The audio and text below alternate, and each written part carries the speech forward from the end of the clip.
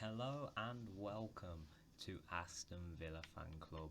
It's episode 5 of the career mode and we sit in 8th position at the start of the transfer window. Obviously free transfers and a loan have gone through and we are on £148.5 million. I think if we adjust that, okay, we're on about £160 million. And I've got a few players on the shortlist. I know who my main targets are. I know who I want to get in. And hopefully we can get him in. But first things first, the first game of the episode, Brentford away from home. This is a huge game. We know how good these are. But we have got to switch it up a little bit for a bit of fitness. Let's get into this. Let's just get into this game. Straightforward to mop up defensively. Danny Ings, Watkins, 1-0 against his old club. Ollie Watkins on the score sheet again, his 10th goal of the season here. Another brilliant save. Buendia with another shot though, and it's a goal for Emi Buendia. We have doubled our lead. 7 shots, 4 chances, finally converted our second one. And we are just about approaching half time. There it is. Goals from Buendia and Watkins. That was 2-0 up at away at Brentford, and we know how hard a place this is to come. Some brilliant results so far. Let's hope it can stay that way. Here's Buendia. Watkins. 3-0 Villa. And that is it. A 3-0 win away at Brentford. That is very hard to come by. We dominated the game as well, which you absolutely love to see. Now, let's try and get into some transfers. The first signing of the career mode, Scott Mctominay for £29.5 million. That's quite a bit, but he's a young lad. He's 6'4". He's that very tall holding midfielder that we need to partner Douglas Luiz in that 4-2-3-1. Only played 12 games this season for United. Only got a 5.6 average rating. I think this is a pretty realistic signing. I'd like to see us go for him in real life, even in January, like we have done here. But maybe 1 or 2 signings on the way.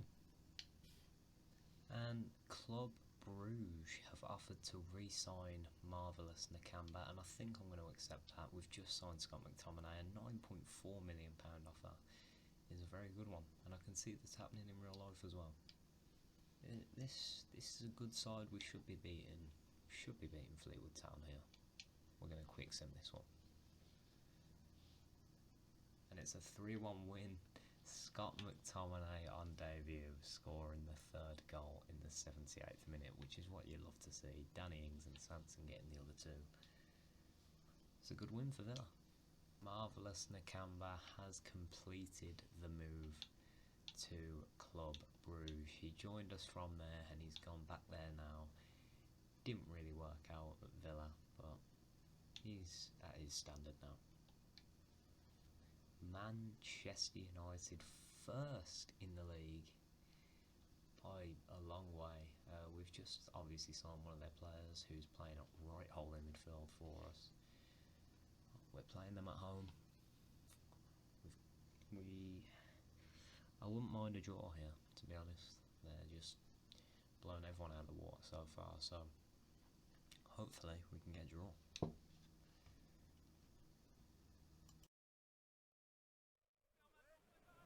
All eyes on one man. Facing his former club, he'll want to make a point. Live on EA TV. UG1, please return to...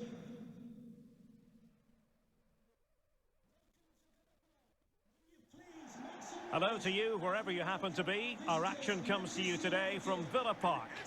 I'm Derek Ray in the commentary position, and alongside me is the former Arsenal and West Ham midfield player Stuart Robson. And we've got Premier League action coming right up. It's Aston Villa taking on Manchester United. Thanks, Derek, as always. This should be a good game. Great atmosphere inside the stadium. We've got two teams full of quality, some interesting matchups, and two coaches that want to play an attractive brand of football. What more could you ask for? Mctominay, number 6, Douglas Luiz, number 7, John McGinn, number 10, Emiliano Buendia, and number 11, Ollie Watkins. Here's how the lineup looks for Aston Villa. Well, the wingers will be key here. They have to choose the right time to give width and the right time to come infield to support the centre forward. If they can do that, they're a potent front three, no doubt about that.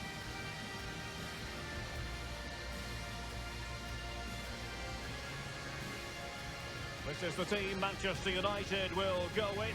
David De Gea starts in goal. Harry Maguire plays alongside Rafael Varane in central defence. And leading the line today is Cristiano Ronaldo.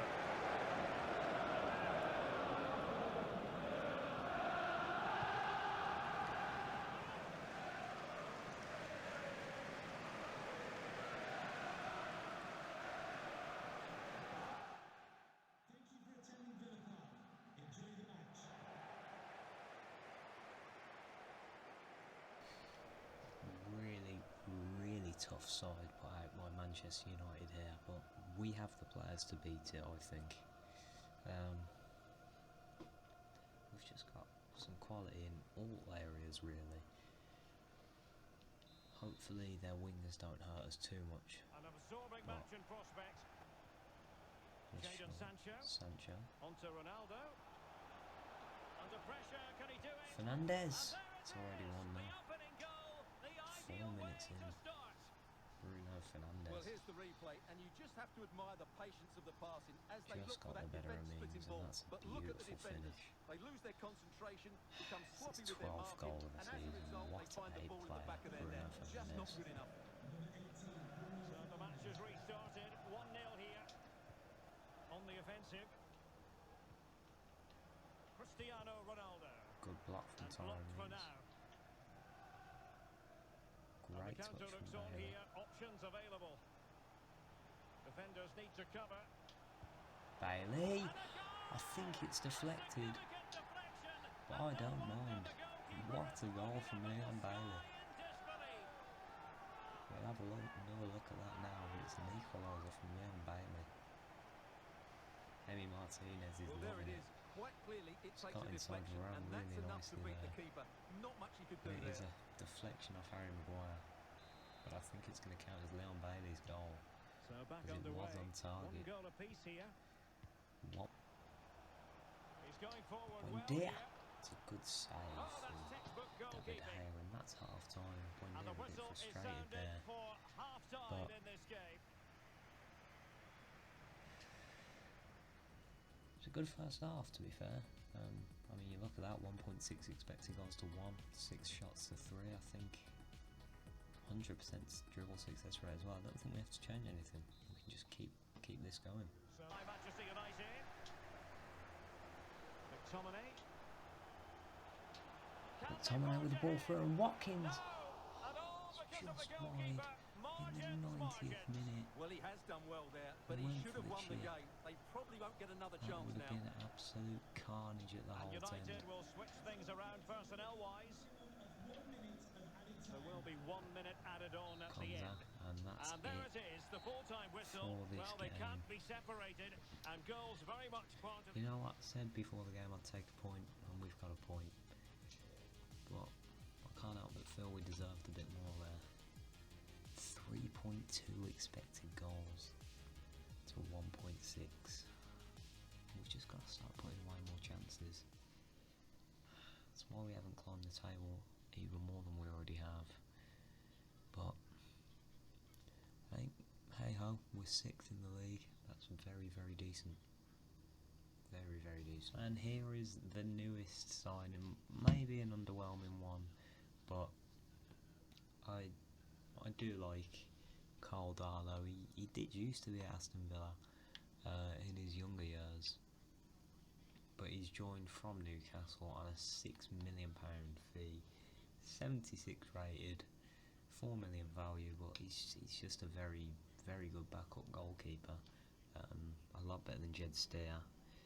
Obviously, his third choice at Newcastle when everyone's fit. He's behind Woodman, behind Dubravka, and I imagine with the takeover they'll be signing a newer keeper. So I just thought I'd capitalise, get Darlow in. I feel like this could happen in real life. I feel like this is a realistic transfer, so I just went for it. Another game in the Premier League here. We face Everton today. Goodison Park's always a really tough place to go, but I feel like we can beat them today. Leon Bailey and Bundy are out on the wings. Mctominay, the new signing, played well against Man United and in his debut in the Cup. Let's get straight into this game.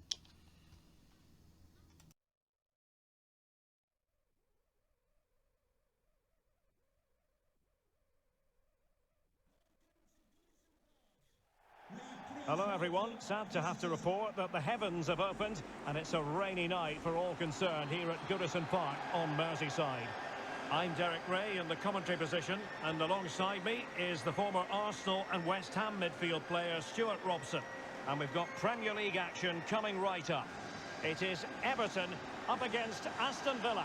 Thanks, Derek. Well, often we talk about the tactics, the individual players that are missing, but so often it's the mentality of the players that is key to winning any football game. Which of these teams has the right attitude today is the big question.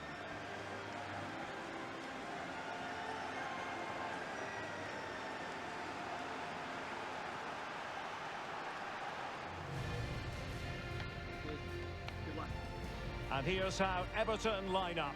Jordan Pickford is the keeper. Luca Digne plays with Seamus Coleman in the fullback positions. And in this tactical setup, they have just the one player in attack.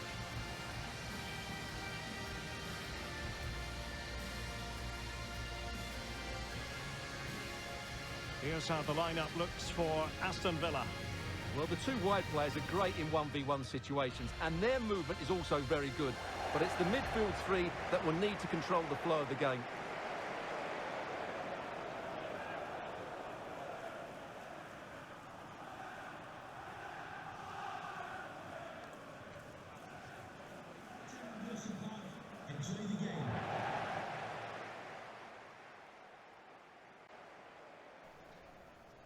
Obviously, Danny Ings has a brilliant record against Everton, but left him on the bench there. I really think we can do Watkins' pressing just like we could against Man United. If we need Ings in the second half, we will bring him on, obviously, but I feel like in this game, Ollie Watkins is the man for the job. So let's go and do it. Now they get the but in this game, Stuart, what do you think we might see from him? Well, Derek, in the last game, he was absolutely outstanding. Oh, look at this, Stuart, an opportunity. And Richarlison was it? No, Andros Townsend finishes it off for Everton. Well, here it is again. It's a good move there. The keeper has to do better at his near post. He was beaten far too easily on that occasion. It's a great finish from Andros Townsend for his second goal of the season. And the ball moving again. What sort of response will we see? But I'm hearing something important has happened in the Palace game. Let's find out what from That's a great ball in behind for Andros Townsend. Townsend gets the better of Ings and the better of catch. I don't know what he's doing there. Keeper did his job to begin with. But Sigurdsson scores a nodding it over on Martinez. Well, here's the replay. Yes, it's a decent I shot, don't know what but the Townsend was goalkeeper has to doing do a there. lot better there. He's Martinez carried it out wasn't into a quick dangerous enough. area, and suddenly the ball's in the back of his net. It's poor goalkeeping, you have to say. So, able to close down the shot. It's just a nothing shot, really. Coleman. And that's half-time, And the 2-0 whistle is down sounded Goodison for Park. half-time in this game. I'd say Everton deserve to be winning, but I wouldn't say it's a 2-0 game. Maybe it is, but I wouldn't have said so. Well, we just need to get into the second half, get Danny Ings in, and just try and get back into this game. Well, the ball moved out to the front post. Well, they haven't overcome all the difficulties and able to close down the Ings with shot. the block, and Bailey knocks it down to Watkins. Counter-attacking, It's in very behind much for an option. Buendia. Buendia's got Bailey next to him. But he's going to go alone and he's going to score. It's 2-1 now. Emi Buendia as Watkins does come in for Danny Ings. Emi The ball Buendia is with the moving goal. again. Anyone's coming up for you live on EA TV. It's Everton taking on Chelsea. Well, it's all to play for in the second leg. Ings has come off a Calvert-Lewin. It's a great finish from Dominic Calvert-Lewin. Well, there it is, in off the underside of the crossbar. Just found That's that a good pocket goal, of isn't it? space. And he's put it in the top corner. In off the Underway goal. again with the score. Townsend. Doucouré. Can they convert? And Calvert-Lewin, Victory more or the less final man guaranteed in now. coffin there. Well, as we just see it have again, he no was idea never going to miss how, that, was he? That's a really simple finish in the end. but he's got a brace. Well, not too much defending going on in the grand scheme of things. 4-1. We'll have McTominay just with the one ball. additional minute. Bailey spreads it to Buendia. And so Well, the that's the final end of whistle the has game. It's sounded, and a day of 4-1 disappointment for Villa comes Against to an Everton. end. It was the nature That of the left-hand performance more than side anything giving else. us so much trouble defensively again. I do think we need a new left-back, honestly. He's placing the side. But Carl Darlow making his debut. We have the next game again in the FA Cup against Luton Town away from home. Hopefully we can progress again.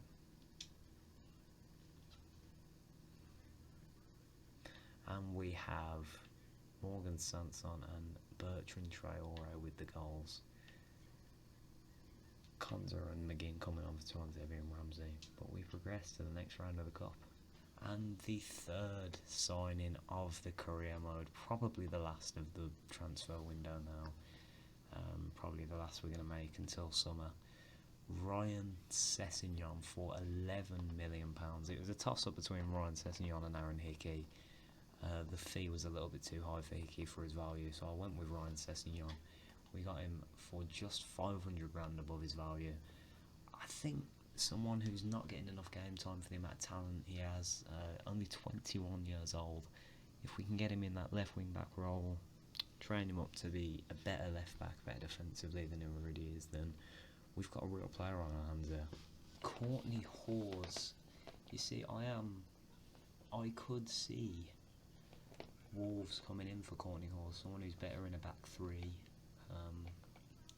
someone who might go nicely with Connor Cody, someone who's already been at Wolves. I can see this happening, so I am going to accept that. And it has happened. Courtney Hawes has left Aston Villa to go to Wolverhampton Wanderers. He was there as a young lad, and he's gone back there now, which does mean we're going to have to sign a centre-half here. And the fourth and probable last signing of the transfer window, Nathan Ake. Someone who, like Ryan Sessegnon, probably doesn't play enough for how talented he is. He's a talented young centre-half. Really, really like Nathan Ake. I think he really, really bolsters our defence, and I think he's a huge upgrade on Courtney Hawes. But I think these are the sorts of players we have to be looking at, you know, top 4 fringe players. If you can get them into your squad, you really, really give yourself a good chance of top 6. And if you can develop them well, like we have with Douglas Luiz, like we plan to do with Nathan Ake and Ryan Sessegnon, you can break into that top 4, hopefully, which we are looking to do. And we are in the final hour of deadline day, which means that is going to be it for the episode. £65 million spent, £16.8 million brought in, leaving us with around £110 million. I think it's been a good transfer window. I really do. I think quite realistic. We've only really signed players on the fringes of teams. You know, Mctominay isn't going to be starting every game for Manchester United. Darlow's third choice at Newcastle. Sessegnon and Ake are probably third choice in their respective sides. But they're all very talented players. I mean, Darlow is just going to be our backup, but he's a talented goalkeeper. But Sessegnon, McTominay, Ake, I think they really improved the squad. I am going to go for a number 10 in the summer, but I don't think it would be realistic to try and like splash out on a marquee signing in January. I mean, Man U did it with Fernandes, but that was from a different league, whereas I'm looking at Premier League, Bundesliga players, because that's where we do most of our shopping. But thank you so much for watching this January transfer window special. Can't wait to get into even more games, and as always, up the Villa.